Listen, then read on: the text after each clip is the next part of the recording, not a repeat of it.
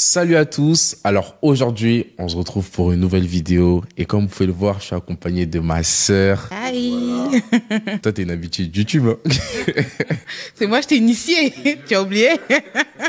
Bonjour à tous, je m'appelle Lawson Penola, la grande sœur de Clinton. Plus d'1 million d'abonnés sur TikTok, 400 000. Ouais, 400 000. Donc vous pouvez savoir que c'est une grosse communauté, voilà. Donc on avait quelqu'un, et justement, on est avec quelqu'un et je voulais savoir comment elle a fait pour en arriver là où elle est. Faut savoir que nous, les Lawson, on est une famille chrétienne et tout ce qu'on fait sur les réseaux sociaux, on ne le cache pas. C'est la grâce de Dieu. Voilà, on dit pas que c'est grâce à nous parce qu'on est trop intelligent. Il y a des gens qui font plus que ce qu'on fait, qui prient plus, qui travaillent plus, mais vraiment Dieu nous a fait grâce. Hormis la grâce, on veut savoir quels sont les principes que tu as appliqués pour arriver à avoir une marque de parfum qui qui t'a mis bien quand même, tu vois.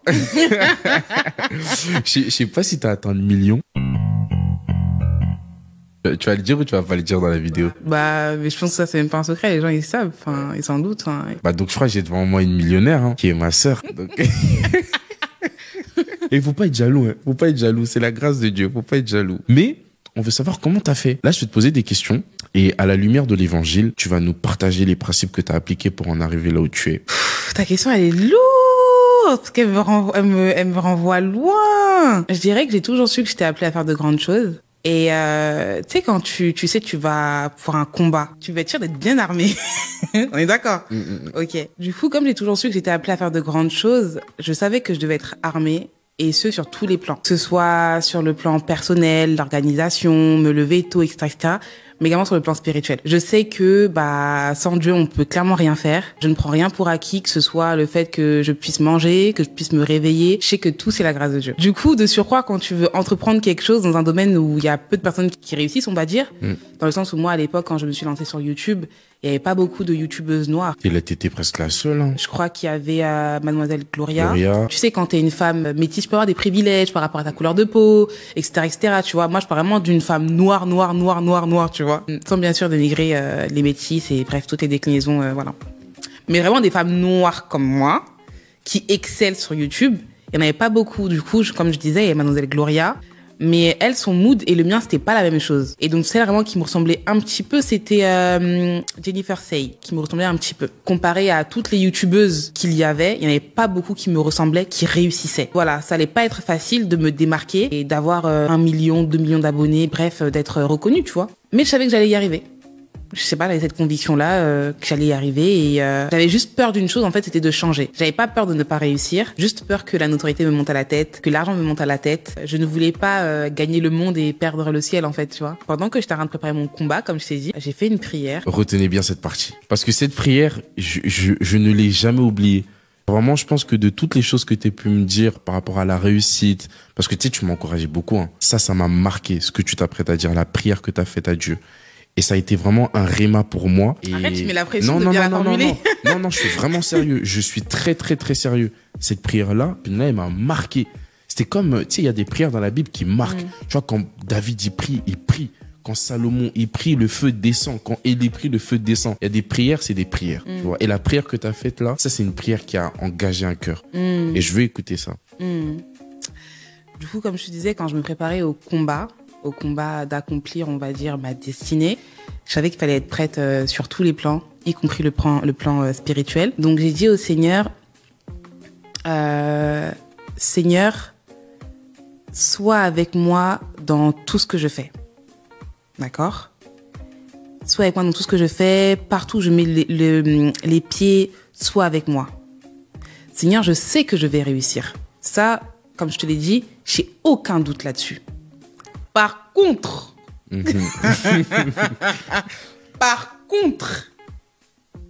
si tu penses que le fait de m'accorder cette grâce, cette gloire entre guillemets un peu du monde va faire que je vais perdre mon âme, je vais changer, je vais prendre la grosse tête, je ne serai plus humble, je ne serai plus celle que j'apprécie en tout cas comme je suis pour le moment à l'instant où je fais la prière.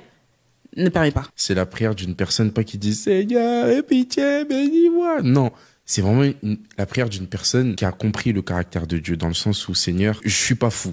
Je sais que ce que je demande, je crois que tu peux le faire.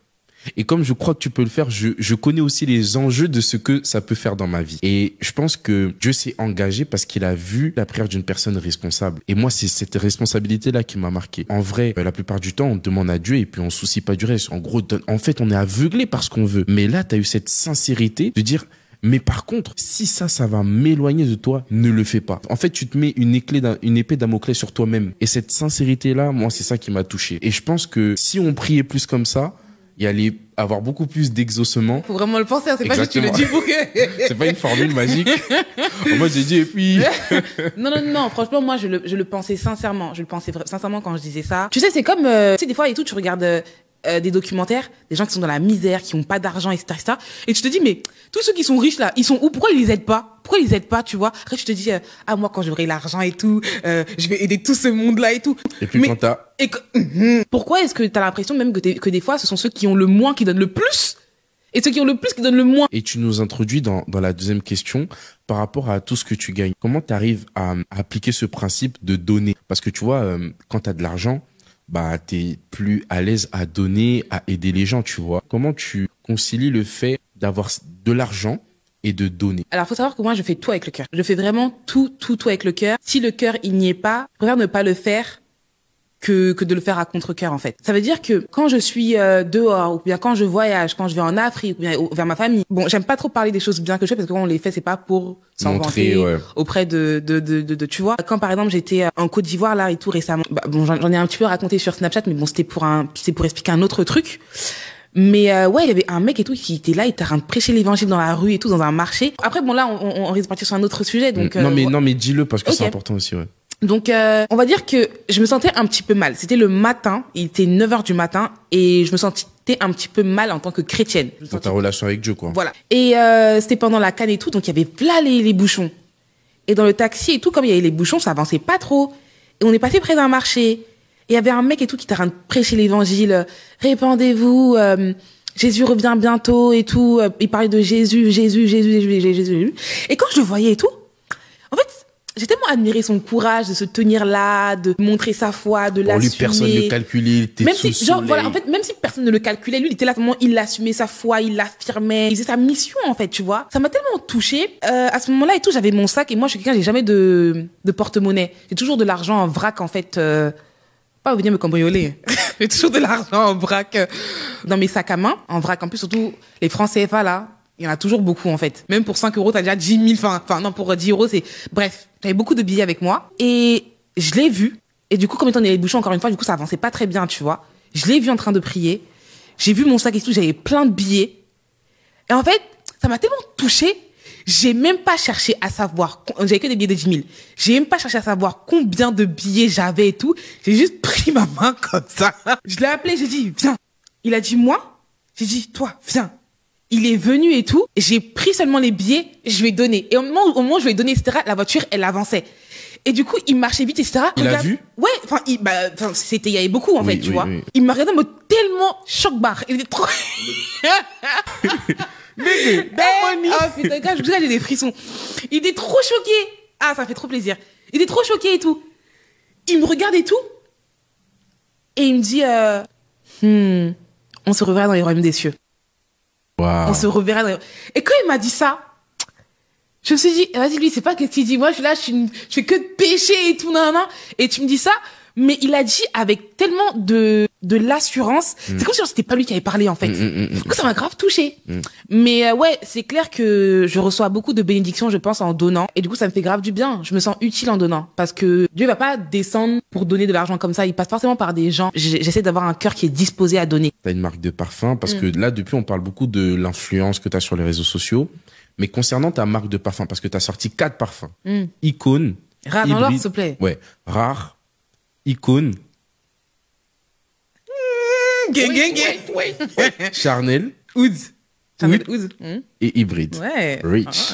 Yeah. Alors, dommage, on n'a pas les parfums, on vous les aurait présentés. Ouais, mais tu vois, t'es en France. Et en France, tout ce qui est TVA, tout ça, c'est chaud. Ça veut dire, dans le monde de l'entrepreneuriat, t'es confronté à des réalités financières. Beaucoup font de la magouille. À ce niveau-là, les chrétiens ont du mal à être sincères. Et est-ce que toi, par rapport à ton entreprise, t'arrives à être totalement carré sur tes fiches de paye, etc. Maintenant, je veux que tu aies ce concept-là. Il y a escroquerie et il y a optimiser. Des fois, tu peux optimiser, c'est pas de l'escroquerie. Alors, je dirais que quand tu débutes dans l'entrepreneuriat, tu sais, c'est nouveau l'entrepreneuriat. Enfin, pour nous en tout cas, dans le sens où, tu sais, quand tu vas à l'école, on t'apprend pas à être un chef d'entreprise, à gérer des finances, même à faire de l'argent. Et quand tu réussis à en faire, à bien le gérer, on t'apprend même pas. Qui t'apprend à faire ça? Tu vois, il y a personne qui t'apprend à faire ça. Donc je dirais que déjà à mes tout débuts, même avant de commencer en tant que youtubeuse, quand je maquillais un petit peu, tu vois, l'argent tu sais pas trop comment t'organiser, tu dépenses un petit peu comme tu veux, tu vois. Mais je dirais que par la grâce de Dieu, je suis bien entourée, j'ai réussi à bien m'entourer. Que ce soit papa qui est dans le business et donc du coup qui me conseille très bien, ou même Dieu qui me met sur le chemin des personnes qui sont compétentes et qui m'aident surtout à optimiser. Dieu, il a sûrement dû te connecter à certaines personnes influentes, etc. Maintenant, moi, ma question, c'est, tu vois, quand Dieu te fait shine, c'est pas pour éblouir, c'est pour éclairer. Donc, là où Dieu t'a mis, il l'a fait automatiquement pour sa gloire. Comment toi, tu fais pour lui rendre? Et on sait que la meilleure des choses pour rendre à Dieu, c'est les âmes, tu vois. Quand Dieu t'expose, c'est pour amener des gens à lui. Comment tu arrives à exercer? Déjà, si tu le fais, mais si tu le fais, comment tu arrives à exercer ce ministère? Je dirais que je me contente pour l'instant, en tout cas, de ne pas prendre la gloire pour moi, de toujours remercier Dieu quand je peux le placer quelque part et de montrer ma foi à travers mon comportement. Ouais, bah c'est une manière aussi de mettre la lumière sur Christ. Après, si c'est assez ou pas, ça c'est à toi, dans ta relation avec Dieu, d'en discerner. Pour moi, Dieu t'a exaucé. Dans le sens où ce que tu l'avais demandé ce jour-là, quand t'avais rien, t'avais pas tout ce que tu demandais, là, c'est comme si on est allé dans le temps, on est allé à là où Dieu t'a exaucé. Et j'ai envie de checker si les conditions que tu as données à Dieu, tu les as respectées. Est-ce que tu trouves, là, c'est vraiment du cœur à cœur dans cette partie-là, mais est-ce que tu trouves que tu es resté la personne que tu étais au début? Tu es resté humble, la gloire ne t'a pas enflé. Est-ce que tu penses que la promesse que tu as faite à Dieu, tu l'as tenue? Si quelqu'un doit répondre à cette question, je pense que c'est pas moi. Je pense que si demain, j'aurais pas été influenceuse, j'aurais même pas eu même de l'argent, mais que j'aurais eu la même charge de travail mental, je me serais comportée de la même manière. Mais je dirais que, en tout cas, il y a les fondations. Il y a certaines fondations que tu pourrais revoir. Après, comme ça, si on dit ça, on pourra toujours dire oui, mais tu vois, on finit jamais, etc. Ouais, mais il y a des piliers qui sont essentiels. Il y a des choses, vraiment, c'est les bases. Si ça y a pas, ça tient pas. Un des enseignements qui m'a beaucoup édifié depuis le début de mon petit parcours, je dirais, c'est quand un jour le pasteur Pascal, il a dit, je sais plus c'était quoi exactement mot pour mot, mais en gros c'était, peu importe ce que tu veux, genre voiture, maison, mari, enfant, carrière, argent, peu importe ce que tu cherches dans ce bas monde, peu importe encore une fois, cherche d'abord Dieu. Et une fois que tu as Dieu, en fait, tu as tout pour tout avoir en fait, tu vois. Ça sert à rien de commencer par d'abord chercher le mari, chercher la femme, chercher les enfants et tout, pour dire que après je vais avoir Dieu. Non. En gros, cherchez premièrement le royaume des cieux et sa justice, et le reste vous sera donné par-dessus. Et ça, c'est quelque chose qui est gravé ici. Même si je ne suis pas la meilleure des chrétiennes dans tout ce que je fais, je me demande d'abord, est-ce que pour Dieu c'est une bonne chose, tu vois? Bon, en tout cas, franchement, merci. Non, merci à toi, c'était cool. Ouais, elle est bien ta chaîne, hein, même l'endroit et tout. C'est dingue. Je vais venir plus souvent, on dirait. C'est dingue. C'est trop bien. J'espère que vous avez aimé vous aussi, guys. Même de me voir parler de religion. Parce qu'en soi, ça fait 5 ans que je suis sur les même un peu plus. Mais jamais je parle de religion comme ça. Donc j'espère que vous avez apprécié de me voir sous cet angle-là. Bah, si c'est le cas, dites-le en commentaire. Merci Newton pour l'invitation. Merci à toi. Love you, brother. En tout cas, merci à vous d'avoir visionné cette vidéo. Et que Dieu vous bénisse abondamment. Et bonsoir à toutes et à tous, c'est Jessie en direct sur Radio Climat, en simultané sur Facebook, en ce mercredi soir, le mercredi 10 avril 2024. Pour commencer ce live, vous avez pu entendre le témoignage inspirant de Penola Lawson, qui évoque sa réussite grâce à la foi en Jésus. Alors tout de suite, nous allons vous donner les prévisions météo pour la suite de votre semaine. Donc on va se diriger quand même vers le retour d'un temps calme et doux, d'après Météo France. Ah oui, après un début de semaine perturbé, vous l'avez constaté, eh bien les hautes pressions regonflent sur le pays. Et donc la journée de demain, jeudi, restera encore agitée entre Corse et continent, alors que de l'autre côté du pays, une perturbation atténuée circulera donc entre ce mercredi et demain jeudi en Bretagne et le long de la Manche, n'apportant que de très faibles quantités de pluie.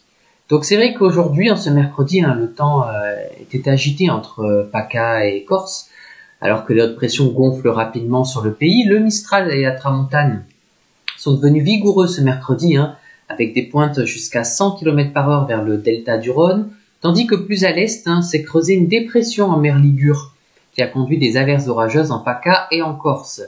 Sur l'île, la neige est tombée dès 1500 mètres, tandis que dans les Alpes, elle est remontée en journée, elle est passée de 1200 à 1800 mètres d'altitude.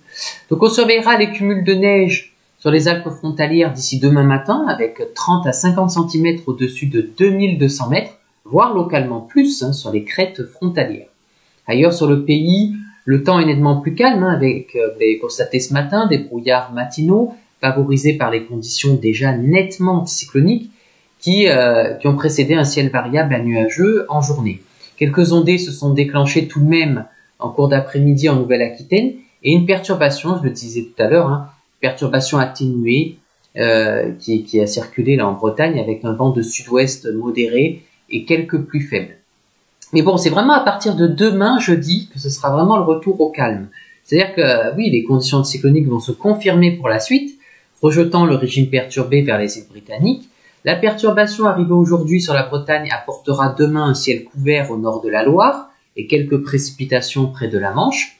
Pour le reste du pays, les grisailles matinales devraient laisser la place à un temps bien ensoleillé, modérément venté autour du golfe du Lion et en Corse.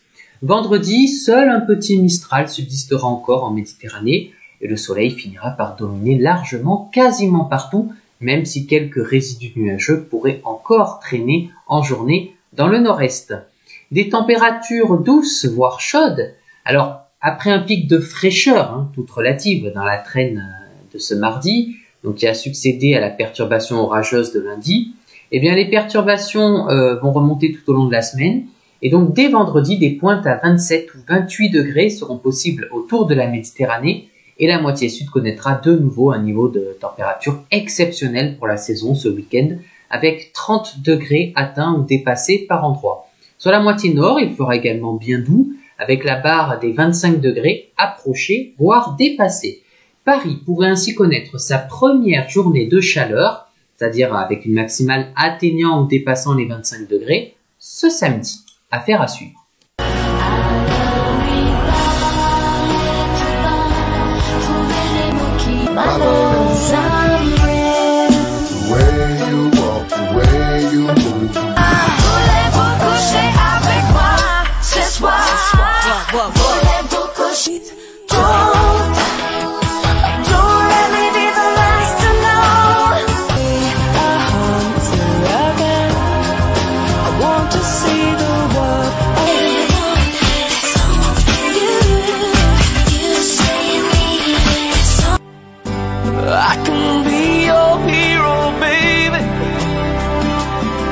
J'ai sorti la grande voile, j'ai glissé sous le vent. Nobody wants to be lonely. My frustrated fears, and that's where you're just like a pill. Whenever, wherever, we're meant to be together, I'll be there.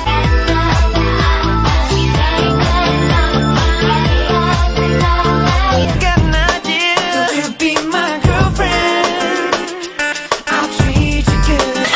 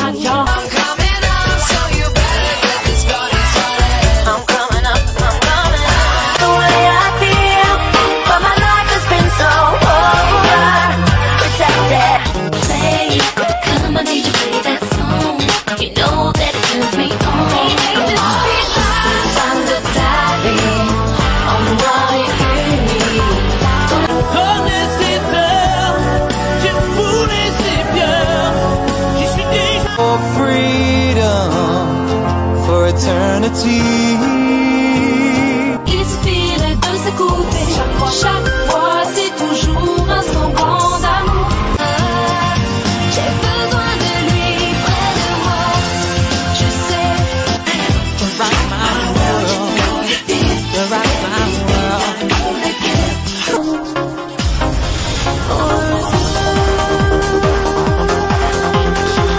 Girl, you're my angel. You're my darling angel. Pero que me quieres tú, me queda tu abrazo. Just a little more love, just a little more peace. It's all it takes. Là-bas, les balles se perdent, mais tu ne comprends pas.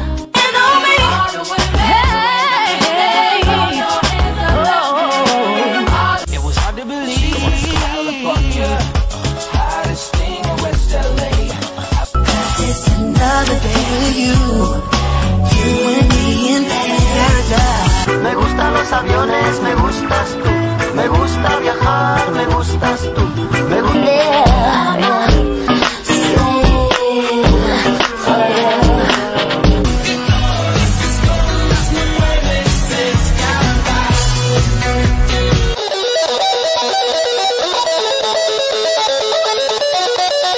I don't think you're ready for this. My body's so good in this shit for you, babe. Sound girl, she's been living in a uptown world. You know what happened with the D.R.E. La musique, we love. Baby, I'm so feeling you just can't deny. You can't move on even though you try. I want to thank you for giving me the best day. Solo kill all my plans. Harder, better, faster, stronger.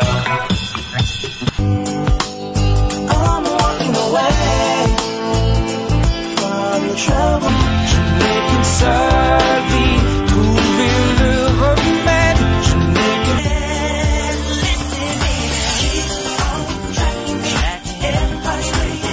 a smooth criminal.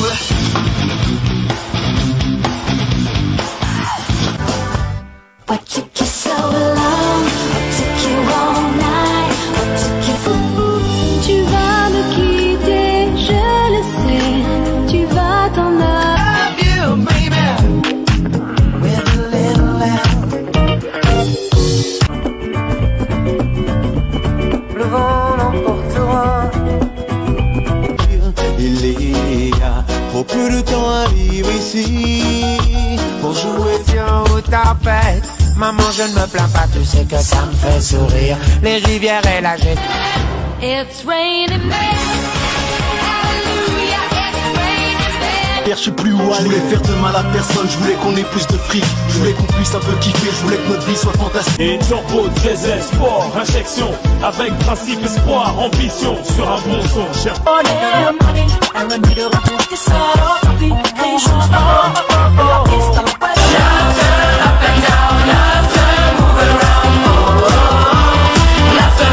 Moi j'aimerais pouvoir aimer. Tu es mon millésime, ma plus belle année. Calling out your name. Laissez tes morts comme un boomerang, me revient les jours passés. Tell me please, tell me please, tell me please, tell me please. If I ever feel better. And the blind man's eyes, and he cries. Comme je t'aime, yeah. On dansera la main dans la main, qu'importe qu'on dira. Le mal. Je suis mon alter ego. Si j'avais su, j'ai tout oublié. Quand tu m'as Cette fois, je sais où avancer. Oh, by saying something stupid like I love you.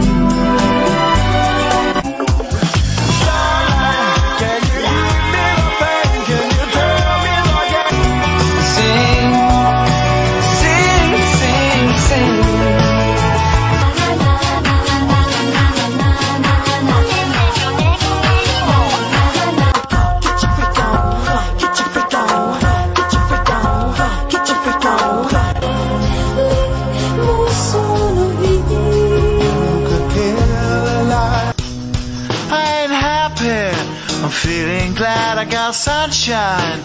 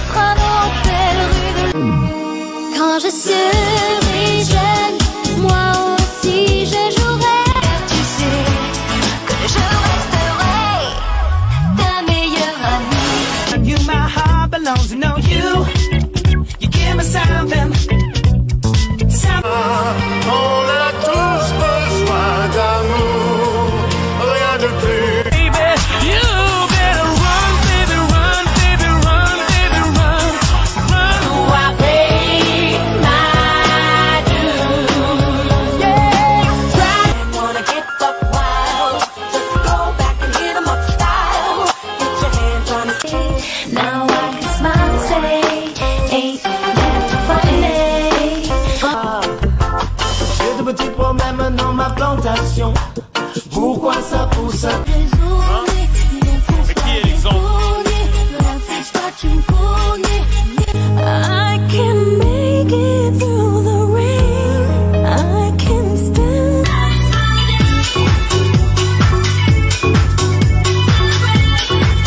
Je suis un agitateur, un provocateur, un animal. Allez, de retour en direct sur Radio Climat, c'est toujours Jessie pour vous accompagner en ce mercredi soir, le mercredi 10 avril 2024. Et là, durant ces 10 dernières minutes, vous avez pu entendre le meilleur des hits de l'année 2001. Et après avoir évoqué le temps passé, eh bien, à l'inverse, on va s'intéresser au futur. Et on va tout de suite vous donner sur Radio Climat les prévisions saisonnières élaborées par la chaîne météo qui nous annoncent qu'on devrait a priori se diriger vers un été chaud et orageux. Et oui, alors les prévisions saisonnières de la chaîne météo, ou de Météo Consult, nous proposent le scénario prédominant pour les mois de mai, juin et juillet 2024 en France et en Europe, donc pour la première moitié de l'été. Une tendance plus chaude que la normale se confirme, mais il subsiste des incertitudes sur le niveau des précipitations qui pourraient se produire sous forme d'orage. L'évolution climatique de cette année 2024 sera conditionnée partiellement par la fin rapide du phénomène El Niño dans l'océan Pacifique, tandis que son inverse, la Niña, est prévu prendre le relais dès le courant de l'été.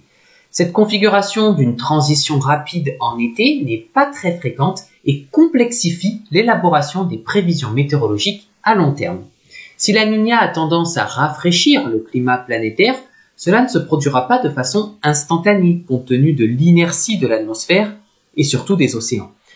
Ainsi, il semble assez probable que cette année 2024 soit presque aussi chaude que 2023, selon l'Organisation météorologique mondiale, avant une possible baisse plus globale des températures l'hiver prochain.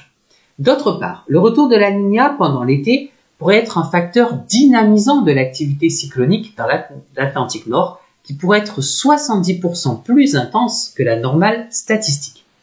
La Niña désigne un refroidissement cyclique des eaux de surface de l'océan Pacifique. Cela influence le climat de toute la bande intertropicale planétaire.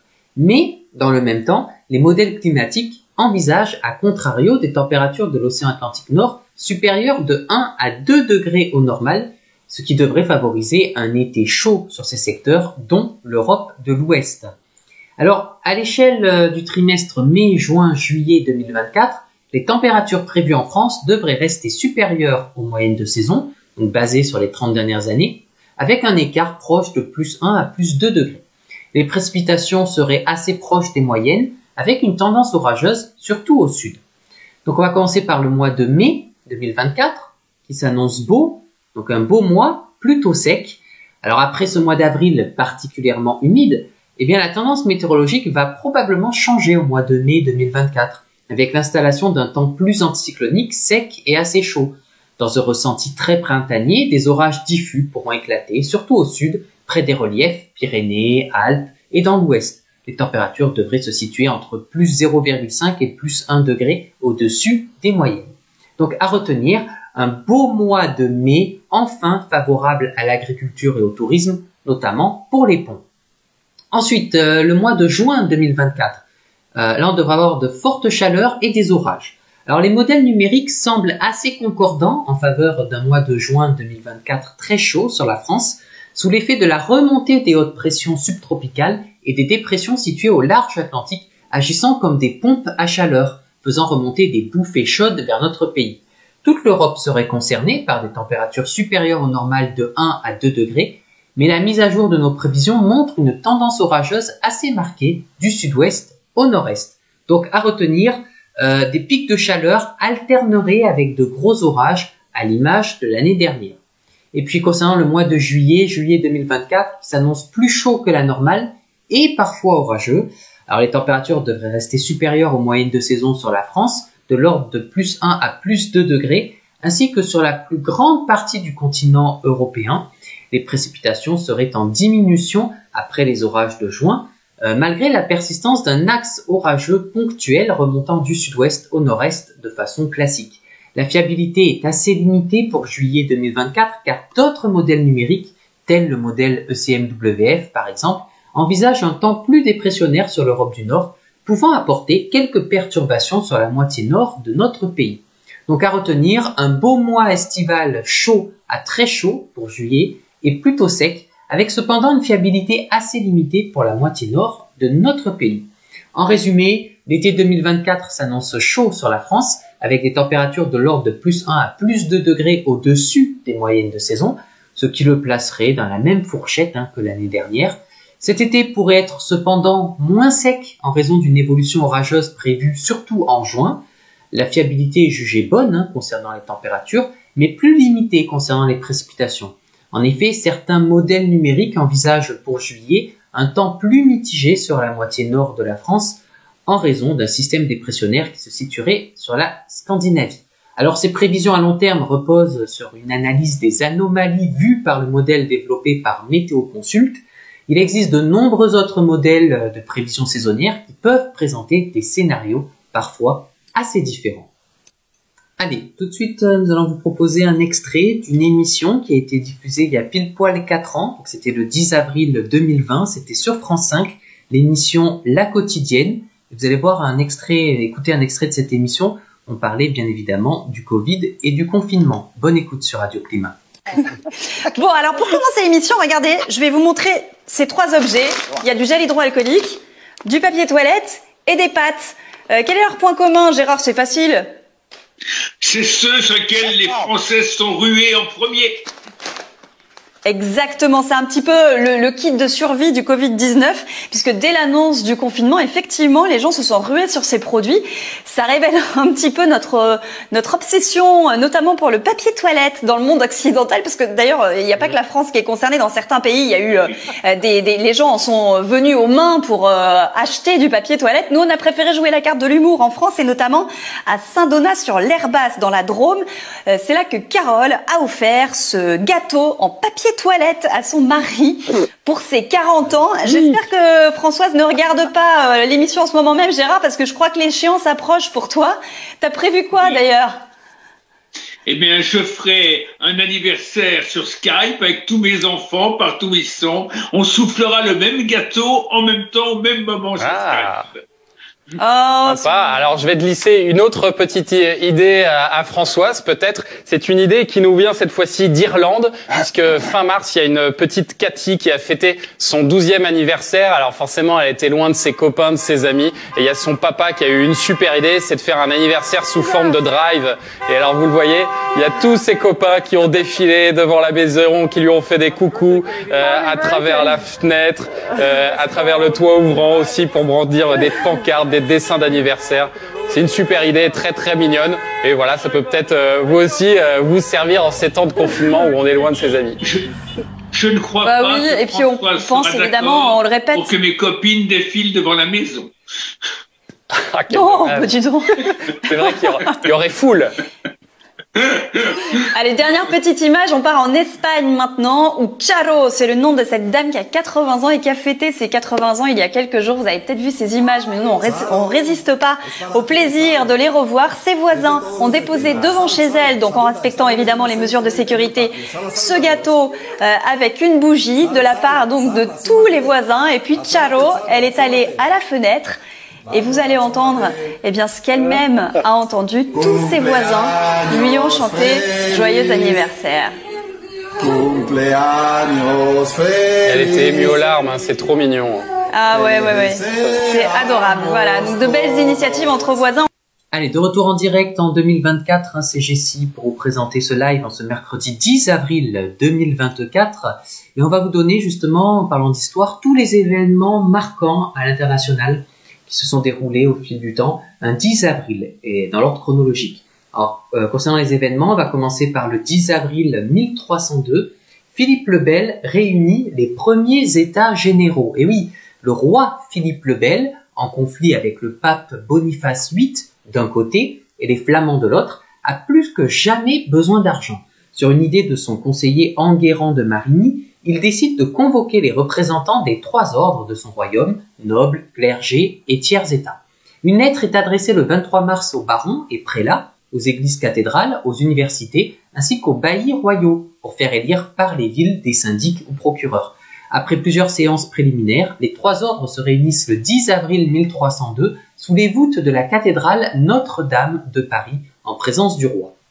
Philippe le Bel expose la situation du royaume devant ses premiers états généraux de l'histoire de France, lointains ancêtres du Parlement actuel. Il demande à chaque ordre de reconnaître sa suprématie sur le pape en ce qui concerne le temporel de l'Église de France, la gestion de ses biens matériels. Il demande aussi à chacun un effort financier pour soutenir la guerre à venir contre les Flamands. Ensuite, le 10 avril 1312, Lyon devient française. Et oui, les historiens ont coutume de fixer à la date du 10 avril 1312 le rattachement de Lyon au royaume de France. Ce jour-là, dans une déclaration solennelle, l'archevêque Pierre de Savoie transmet officiellement au roi Philippe IV le Bel tous ses pouvoirs judiciaires et politiques sur la ville et le Lyonnais.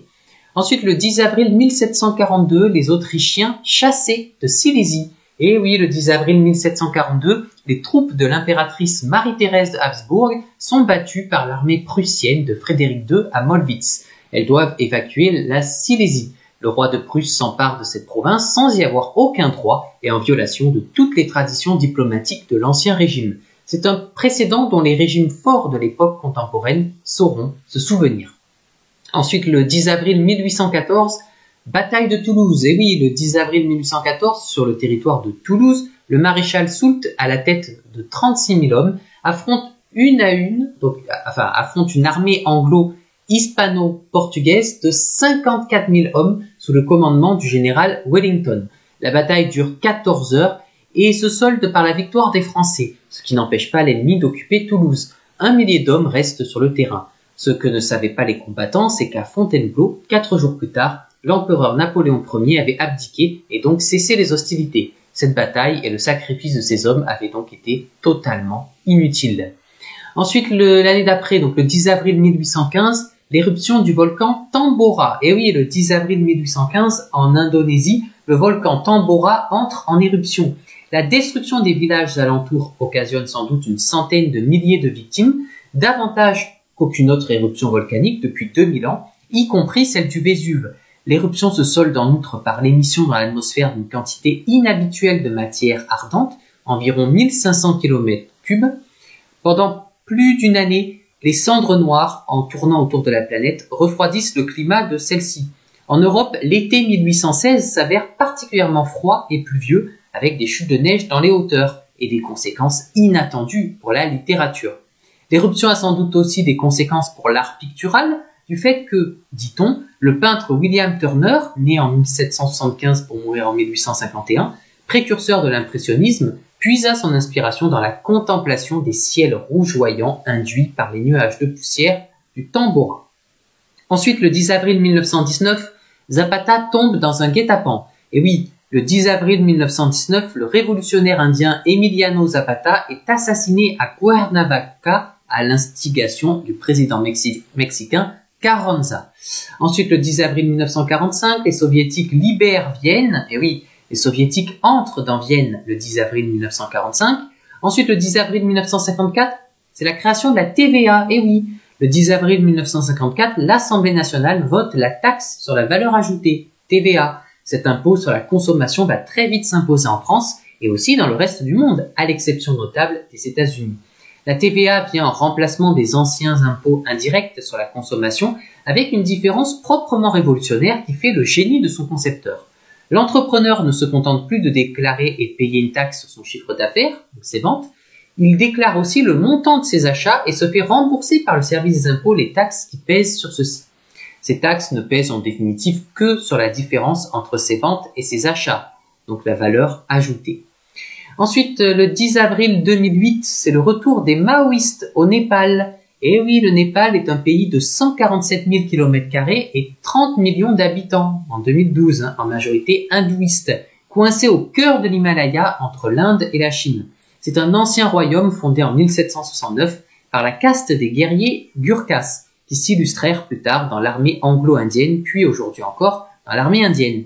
L'élection d'une assemblée constituante le 10 avril 2008 a abouti à la victoire d'un parti qui se réfère au maoïsme. C'est le dernier acte d'une tragédie qui a frappé la monarchie népalaise. Cette institution ancestrale a été profondément déstabilisée par le massacre de la famille royale le 1er juin 2001 par l'un des siens, Gyanendra. L'accession au trône de ce personnage arrogant et impopulaire lui a porté un coup fatal. En 2006, en effet, la guérilla maoïste a accepté de déposer les armes à la condition expresse que soit établie une république fédérale. La première tâche de la nouvelle assemblée a donc été de liquider la monarchie. Ce fut chose faite le 28 mai 2008. Et avant de finir, aujourd'hui, c'est sa fête. Oui, c'est la fête à Fulbert, bien sûr. Ami et conseiller des premiers rois capétiens, Robert le Pieux et Henri Ier, Fulbert est élu évêque de Chartres en 1006. Lui-même se dit tout petit évêque d'une grande église. Il fait reconstruire la cathédrale, brûlée en 1020. C'est le temps où, selon le chroniqueur Raoul Labert, la terre se couvre d'une blanche robe d'église. Fulbert meurt le 10 avril 1028. Allez, tout de suite, nous allons nous replonger 23 ans en arrière, pile poil, un extrait de TF1, une page de pub, tout simplement, qui était diffusée donc sur la première chaîne. C'était le 10 avril 2001. Bonne écoute. Parfois, après avoir mangé, j'ai des brûlures d'estomac et ça me réveille la nuit. C'est pas violent. Mais ça me travaille. Pepsi Duo soulève rapidement les brûlures d'estomac et en plus contrôle la production d'acide dans l'estomac pendant 12 heures avec un seul comprimé à croquer. Pepsi Duo, ça dure longtemps. C'est simple. C'est rapide. Pepsi Duo, un nouveau traitement anti-acide. Pepsi Duo comprimé est un médicament à ne pas donner avant 15 ans.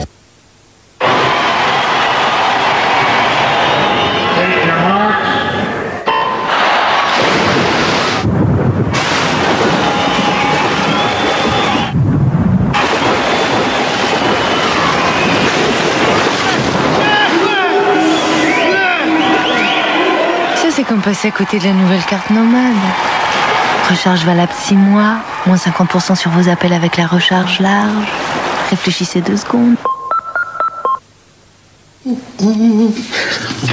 Alors, cette pizza tour de main, quand est-ce qu'on la goûte? Doucement, revenez plus tard. Alors c'est prêt? Chut, la pâte, elle lève. Alors, cette pizza tour de main de Marie, quand est-ce qu'on la goûte? Doucement, revenez plus tard. Et l'olive? Là. Pizza tour de main de Marie, c'est si bon quand on a pris le temps. Feelings, les plus belles chansons par les plus grands artistes. Avec Chérie FM.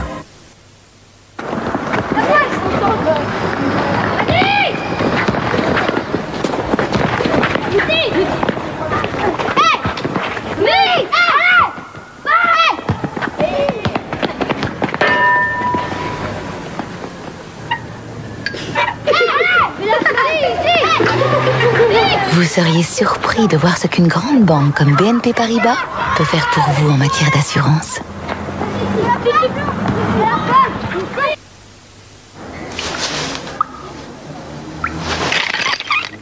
Besoin d'amis? Friends est chez Quick. 37 francs le menu Friends avec un collector. Il fait très froid à Helsinki, surtout quand on attend son tram. En Finlande, on peut accéder à une nouvelle technologie. Nous développons chez HP une application qui donnera l'heure exacte de passage de votre bus ou tram sur votre téléphone portable. Vous passerez moins de temps à attendre dehors.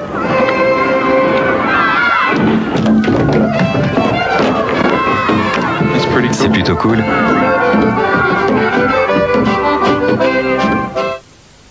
Sweetie Mary is coming back now, and so strong that the wind will blow. They say that you will always sing, sha-la-lee, sha-la-la.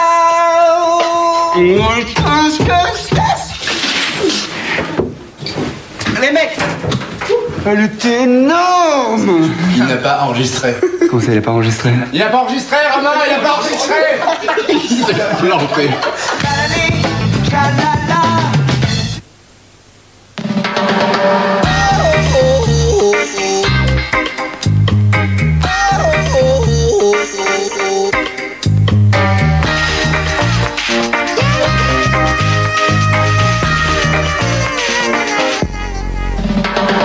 Adéco, numéro 1 du travail temporaire.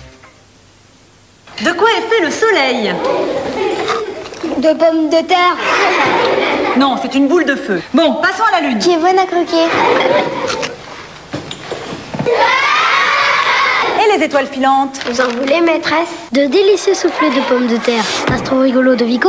Ah, trop rigolo. Vico.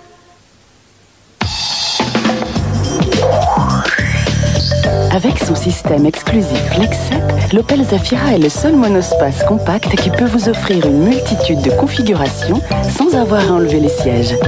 Et comme il prend moins de place que vous ne pensez, et qu'il a plus d'espace que vous ne l'imaginez, l'Opel Zafira est exactement à la taille qu'il vous faut. Opel Zafira de 1 à 7 places en un clin d'œil.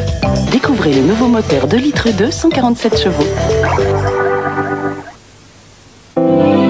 La recherche Ushuaïa va plus loin. Nouvelle douche rafraîchissante. Ushuaïa a l'essence naturelle de Chisodorian.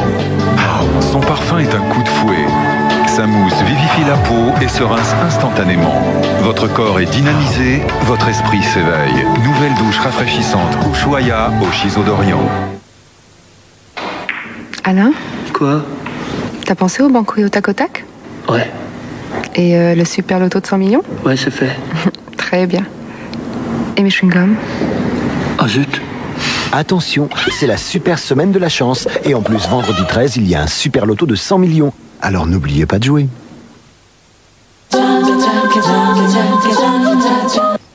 Bienvenue sur Radio Climat dans le Best of. Tout de suite, nous proposons d'écouter un extrait de la radio RTM datant du 14 février 2015. Bonne écoute. Météorologique, hein.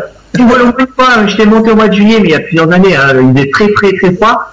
On avait encore de la neige au mois de juillet au sommet du Puy de Santi. T'imagines? Ah oui, quand même. On était début juillet, hein. C'est rare, mais ça arrive. Même dans les Vosges, on a début juillet. Ouais, après tout dépend ce qui tombe sur les corniches, tout ça, ça peut faire beaucoup de neige, hein, par accumulation et ça. Bah, c'était bien tombé aussi, hein, ces derniers temps, quoi. Et bah, dans le nord-est, on a pratiquement eu une belle épaisseur puisque les routes étaient bloquées, quoi. On a eu des congères presque d'1 mètre dans le chez nous, ici dans la région, quoi. Ouais. On a un certain endroit du Massif central, nous, il y a des congères de 7 mètres. Il fait chaud hein, chez vous, dans le nord de la Lorraine. Dans le nord de la Lorraine, 8 degrés aujourd'hui. Nous, dans les Vosges, à cette heure-ci, on a 3 et chez vous, vous avez 5-6 degrés. J'ai encore 4, moi, encore. Ouais, 4. Ouais. Et alors il y a Mimi du 48, donc de la Lozère, qui nous dit que chez elle sur le chat, il y avait pas mal d'averses de neige, donc sur les hauteurs, comme tu l'as confirmé Alexandre tout à l'heure. Et donc si vous aussi vous avez des observations ou des questions à nous poser, vous pouvez le faire via notre chat site internet, le www.radio-rtm.fr. Vous cliquez sur l'onglet chat RTM, vous pouvez faire comme donc Mimi ou encore la petite Finlande. Voilà. Et la petite Finlande. Oui. Après chacun peut prendre les pseudos. Après la petite Sibérie, la petite Finlande. La petite Finlande, mais c'est joli, hein. C'est original. Voilà. Mais d'ailleurs, Alexandre, toi, tu regardais quand tu dis que tu voyais la neige de chez toi, c'est côté nord, côté sud? Non, côté est. Côté est, d'accord. Tu verras côté ouest aussi, parce que le petit relief qui est juste derrière chez moi, qui est à entre 500 et 600 mètres jusqu'au plus haut sommet, c'est encore un peu blanc. Donc c'est à l'abri du soleil, hein, forcément. Il y en a partout autour de toi, quoi, en fait. Oui, mais même chez moi, j'ai encore quelques congés dans les champs, et même certains endroits, c'est même pas des congés, hein, c'est de la neige qui a été protégée du soleil. Donc ce matin, tout à l'heure, quand il faisait encore jour, j'en voyais encore un peu. Donc, et je suis en dehors de la ville, hein, aussi également, donc il n'y a pas de chaleur estivale, plutôt nocturne des villes. Nous, chez moi, là, il y a facilement entre 1 et 2 degrés d'écart par rapport à la ville de Brioude, le centre de Brioude. Donc nous, il gèle très vite. Ouais, t'as directement des gelées en soirée, quoi. Ah oui, moi, là, je suis presque à 2 degrés, tu vois, ça baisse encore, et dans pas longtemps, ça continue de baisser. Vous n'avez pas de couverture nuageuse, c'est logique. Ouais.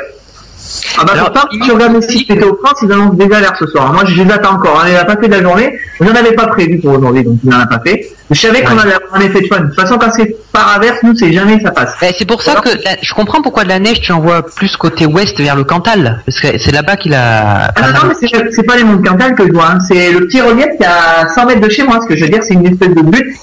Ah oui, d'accord, c'est beaucoup plus proche alors. Ah bah c'est central, hein, Jessie.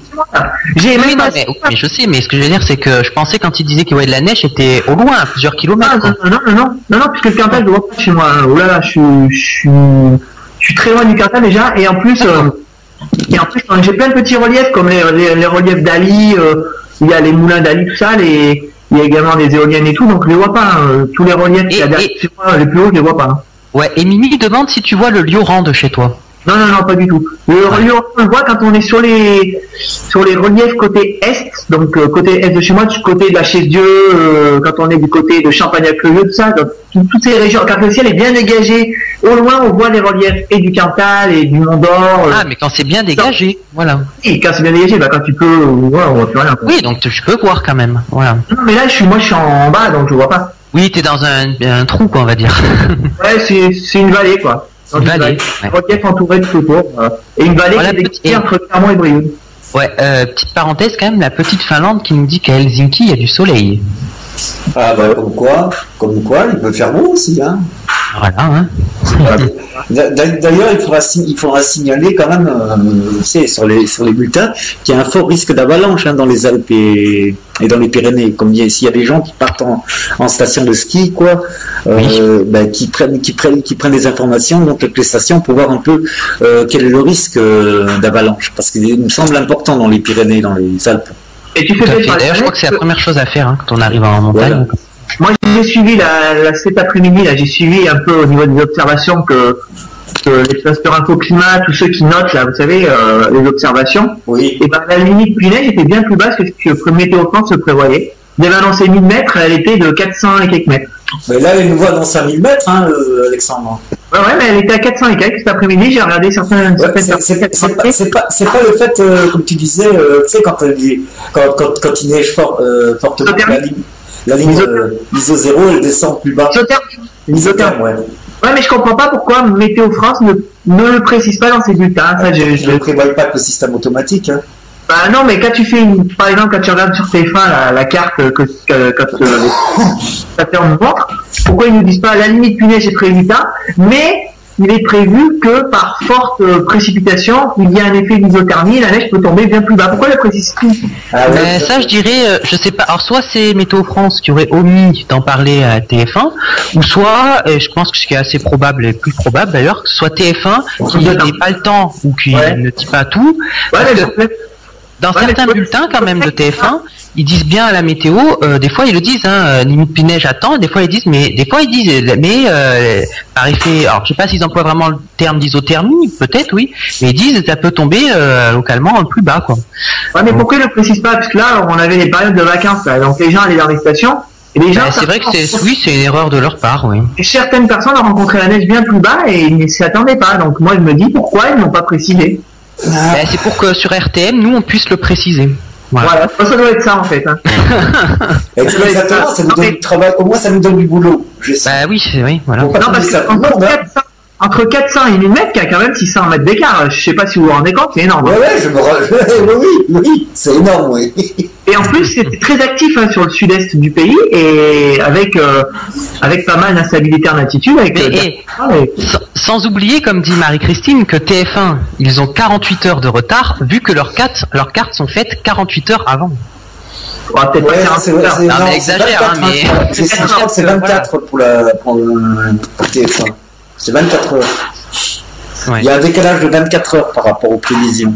C'est sûr qu'Evelyne Delia, elle va chez Météo France le matin, et après, elle fait sa carte à mi-journée, et donc le soir, en général, c'est les mêmes prévisions, quoi.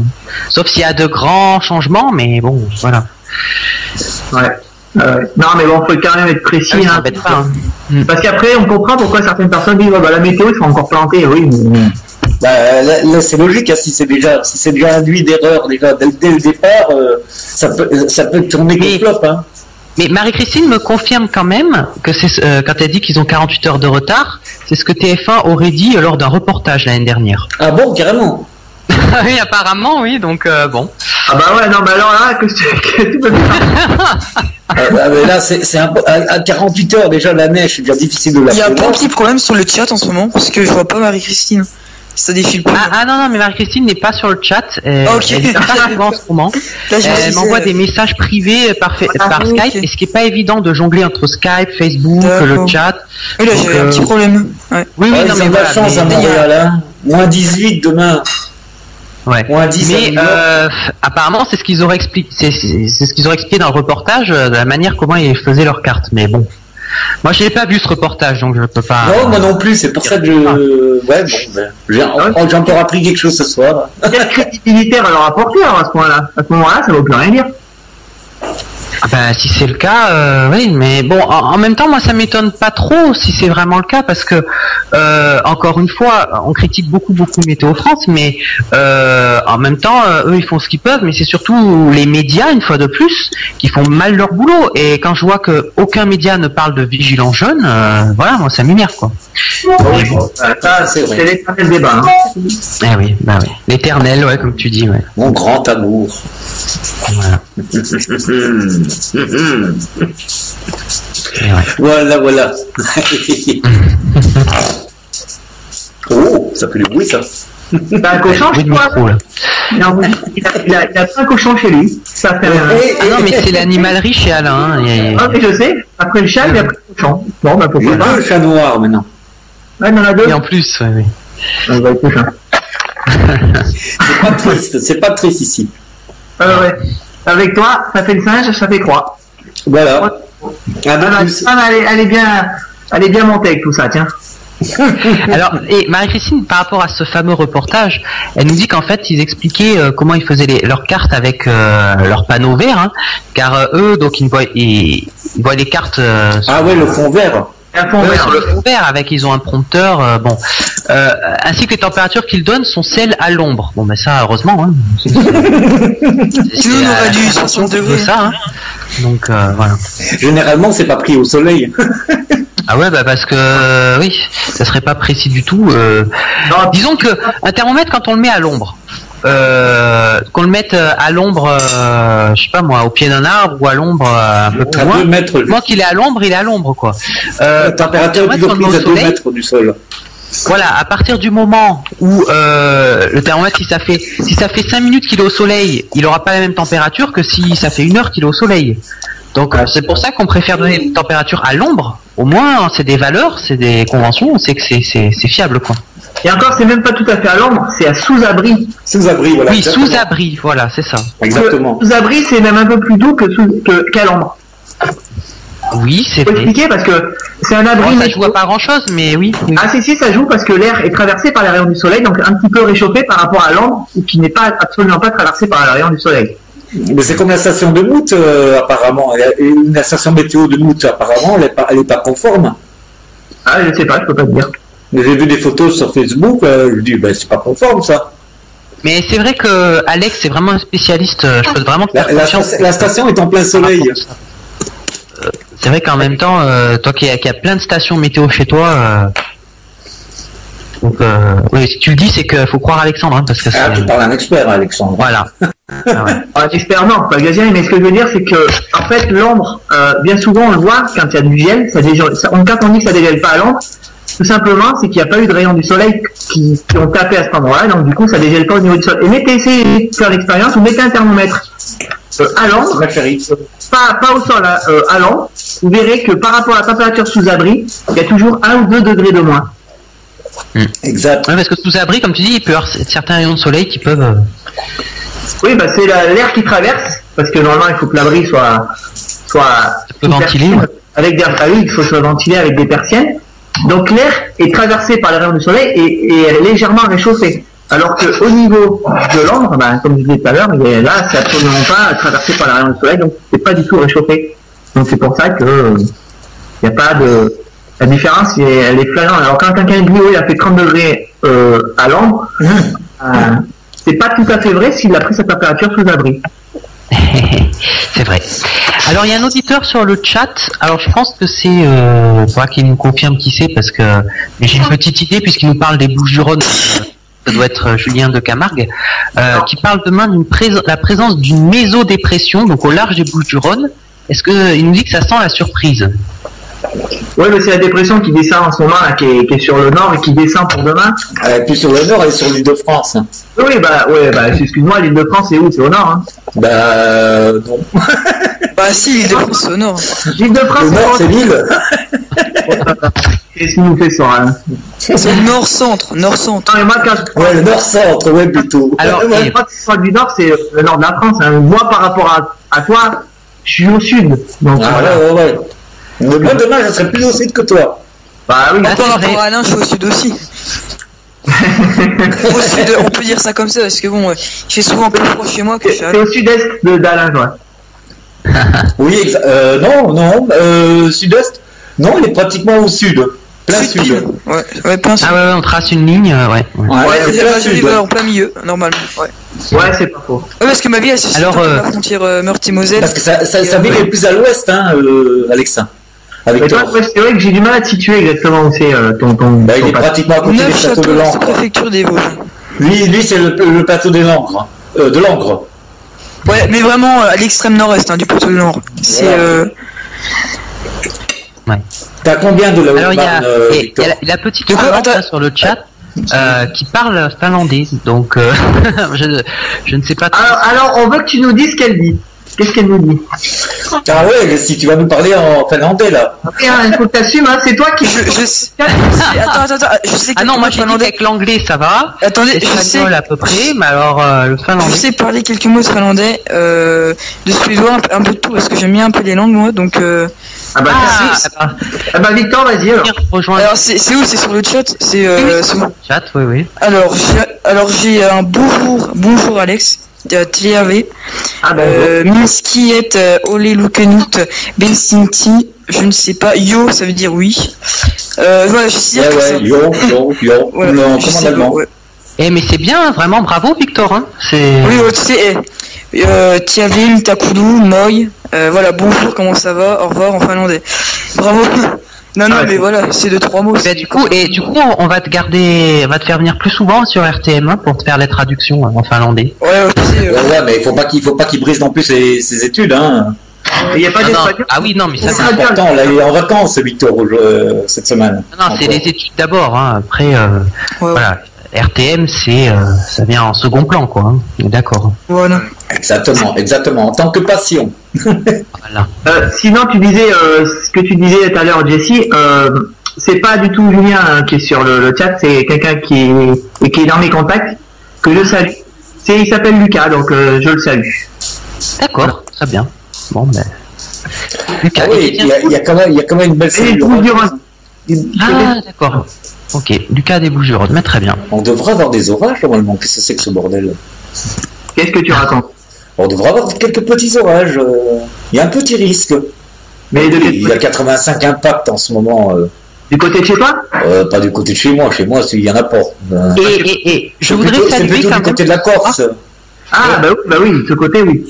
Ouais, mais voilà, je voudrais saluer donc tous les Corses qui nous écoutent parce que c'est pas fréquent que des Corses nous écoutent et il y a un auditeur ou une auditrice qui nous écoute de là-bas, donc on salue aussi. On salue, oui, parce qu'on comme les Finlandais. Voilà. Ah ben oui, mais des fois on nous écoute des États-Unis. Mais la dernière fois, on avait fait un maître du temps avec de la musique corse. Oui, et d'ailleurs il va y avoir un artiste aussi, un nouveau talent là, mais ça sera dans les mois à venir quand Manu sera rentré de vacances. Interviewera donc un artiste corse aussi, voilà. Oui, ouais, alors tout ça. Donc je vous lis les prévisions de Lucas sur le chat. Qui nous dit donc en résumé le temps devrait donc rester maussade avec des pluies faibles dès le matin sur une partie du département, donc des Bouches-du-Rhône, et puis au fur et à mesure de la journée l'instabilité se renforcera et les pluies pourraient donc devenir orageuses en fin d'après-midi et soirée. Voilà. Oui, tout à fait, je suis tout à fait d'accord. Ouais. Instabilité latente. Ouais, parce que ça va être très instable de ce côté-là, quoi. Donc c'est vrai que du côté des Bouches-du-Rhône, il risque des surprises, comme on dit en météo. Et oui, parce que la dépression va entraîner sur son sillage un type de l'air très froid. Exact. Notamment à 5000 mètres, 5500 exactement. Et donc va déstabiliser un peu plus la matière, et donc du coup... Ouais, on appelle ça une goutte froide. Oui, tout à fait. Isolant méditerranéen. C'est dommage qu'elle fasse pas pour pas froid, celle-là. Oui, c'est vrai, mais bon, on peut pas tout avoir avec ça. On a un petit nord-est qui sera pas bien chaud non plus demain, sur les régions du sud. Pas chaud, surtout sous les précipitations. La limite du neige d'ailleurs pourrait être bien plus basse, comme aujourd'hui. Moi je pense plutôt à un régime de giboulée, Alexandre, pour demain. Moi du sud. Plutôt des pluies persistantes, je pense. Ouais, donc des pluies orageuses. Oui, avec des grains. Ouais. Bah oui, ça c'est logique. C'est logique parce qu'il va y avoir de l'animation, quoi, pratiquement. Après, pour les averses, ce sera plus entre la région, on va dire Champagne-Ardenne, jusqu'au centre, un peu plus bas, un peu plus vers l'Auvergne. C'est là où il y a un petit risque aussi orageux aussi. Ouais, et ça s'assèche par contre sur l'ouest. Normalement, on a l'anticyclone qui retombe. Donc du coup, assèchement d'un masse d'air et par contre, il va pas faire très très chaud. Quasiment dans les moyennes. Ouais, je crois que le champ de pression est à 1030 en ce moment, monsieur Patator. Ouais, là, tu vois, ça va se renforcer d'art pour la semaine prochaine. Ouais, ben voilà, c'est ça le problème, c'est que la semaine prochaine, on risque d'avoir un temps très calme, quoi. Ouais, mardi, mercredi, surtout. Voilà. On va quand même rester très prudent parce que les modèles là ils ont beaucoup de mal et moi je dis CEP, ICMO, on a certains modèles qui voient l'anticyclone comme GFS mais beaucoup moins puissant. Le CEP sort d'ailleurs, remet en doute un peu comme on l'a la semaine dernière, la tendance cyclonique. Donc GFS, pour moi, ils isolaient ce soir. Pour moi. Il faudra faire attention à partir de ce matin, 7 heures, quoi. Surtout à Saint-Sauveur-sur-Tinée, donc dans les Alpes-Maritimes, où il y a un risque de forte précipitation neigeuse. On peut avoir jusqu'à 30 cm. 30 à 50 même. Tout dépend, quoi. Le rêve. Parce que là, tu sais ce qu'il te reste à faire alors, Victor.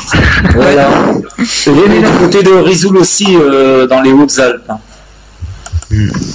Donc tout ça, évidemment, c'est un secteur à surveiller. Et évidemment, on a encore pas mal de pluie sur les régions de Toulon, le Luc, Antibes et près de Saint-Auban, quoi. Il risque même de neiger à côté dans le Vaucluse, à Saule. Ouais. Voilà. Là, on risque aussi de la neige, évidemment, pas très haut, quoi. Par isothermie, toujours. Par isothermie, exactement. Avec l'air froid qui est présent en altitude, c'est clair que... Et par contre, le risque d'avalanche maximal pour l'Aquitaine, surtout pour le pays palois, quoi, le sud, quoi, vers Orléans-Sainte-Marie et tout ça, quoi. Là, plus au sud, apparemment, les vents pourraient dépasser 100 km à l'heure à 2000 mètres. Ouais. Et en tout cas, grâce à la petite Finlande et surtout grâce à Victor aussi, je sais que Terve, ça veut dire bonjour. Eh non, c'est pas dire, c'est Tiliavé. Oh là là, alors là... l'accent, là, c'est 0, hein. Tu as un répète encore devant toi. Comment? Répète pour qu'on entende bien. Attends, tu m'as coupé. Tiliavé. En fait, c'est comme si tu roules le T et le R en même temps. C'est comme si tu sautes le... Et bah. Ah bah. Et bah. Allez, on va faire une petite pause musicale et puis on se retrouve pour la deuxième rubrique et évidemment vos tendances. Oui, alors spécial Saint-Valentin, on rappelle. Spécial Saint-Valentin, évidemment. Hein. Donc tout de suite, priorité au direct, évidemment. Allez, si vous êtes sur RTM, la suite du programme dans quelques instants. Et puis ensuite, on se retrouve tout de suite après. Vous venez d'écouter à l'instant un extrait de la radio RTM datant du 14 février 2015 dans le Best of. À bientôt sur Radio Climat pour un prochain Best of, bien évidemment.